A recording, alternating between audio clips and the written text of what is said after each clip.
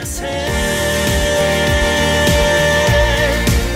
죄 위하여 죽으신 사랑 경배하세.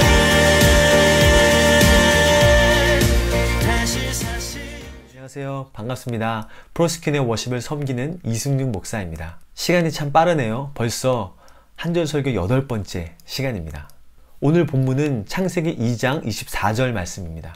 창세기 2장 24절에는 최초의 결혼의 모습이 나옵니다. 오늘 최초의 결혼을 살펴보며 결혼에 대하여 성경적 가치관을 갖는 귀한 시간 되기를 소망합니다. 그럼 한절 설교 시작하겠습니다. 창세기 2장 24절입니다. 제가 읽겠습니다. 이러므로 남자가 부모를 떠나 그의 아내와 합하여 둘이 한 몸을 이룰지로다. 아멘. 결혼이란 무엇일까요? 오늘 본문에서는 먼저 이렇게 이야기합니다. 남자가 부모를 떠나. 결혼이란 먼저 부모님을 떠나는 것이다 라고 성경은 이야기합니다. 여기서 떠나의 원어는 아자부입니다. 뜻은 떠나다, 끊다, 버리다, 남기다 라는 뜻입니다.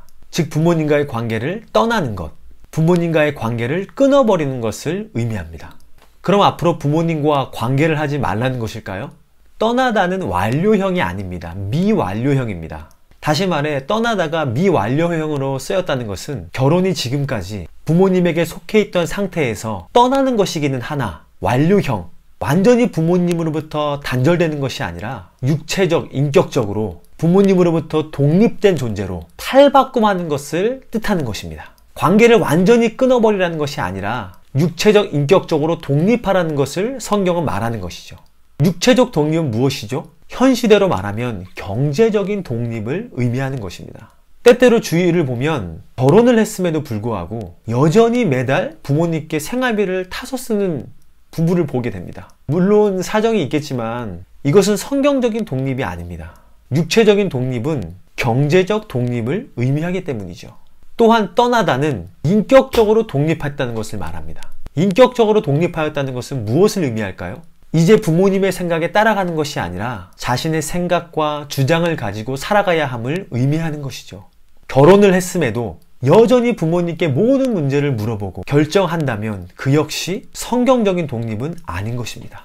부모님과 함께 있을 때 배운 교육과 가치관으로 이제는 독립하여 자신의 가치관을 가지고 살아가는 상태가 결혼의 바른 모습인 것이죠.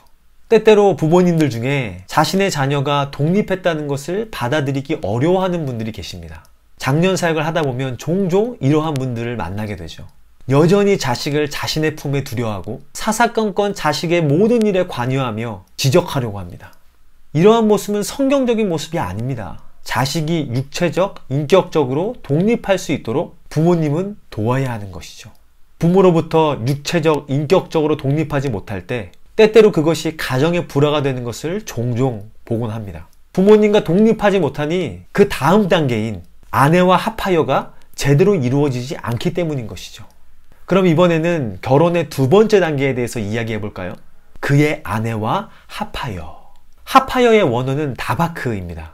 뜻은 달라붙다, 굳게 결합하다, 밀착하다, 속하다 라는 뜻입니다. 즉 아내에게, 남편에게 속해서 완전히 달라붙어 있는 상태, 굳게 결합되어져 있는 상태, 이것이 결혼인 것이죠. 결론적으로 이 상태는 어떠한 상태를 말합니까? 둘이 한 몸을 이룰지어다. 둘이 한 몸을 이룬 상태를 말하는 것이죠.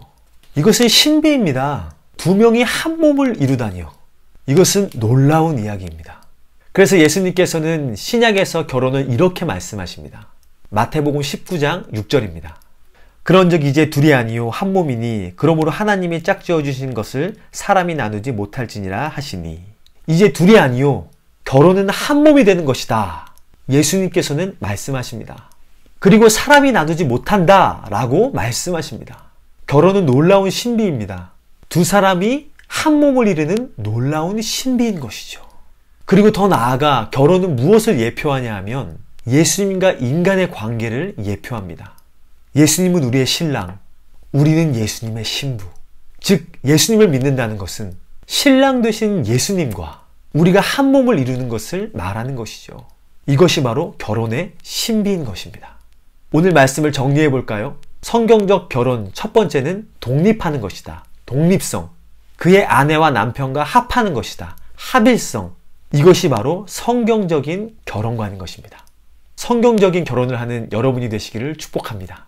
오늘 적용 찬양으로 이 찬양을 선택했습니다. 예수 어린 양 존귀한 이름. 예수 어린 양 존귀한 이름. 우리의 신랑 되신 존귀한 그 이름 예수. 예수님의 이름을 영원히 찬양하기를 원합니다. 함께 이 찬양 부르시면서 예수님과의 연합의 신비를 누리는 여러분이 되시기를 축복합니다. 감사합니다.